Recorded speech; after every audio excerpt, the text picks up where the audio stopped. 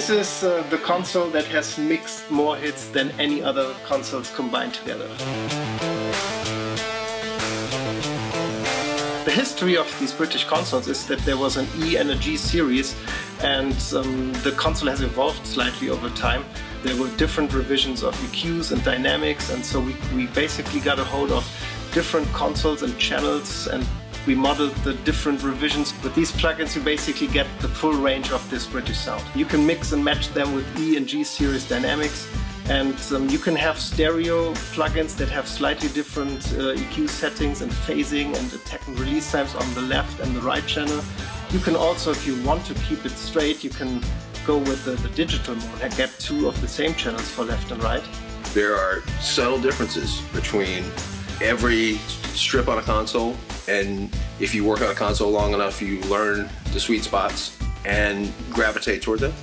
But being able to meld these elements, if I'm going to use the compression from this console with the EQ from that console, that's huge. When we modeled the console, we found out that there's about 150 components in the schematics where the parts have tolerances, and we were able to capture these tolerances in a realistic way.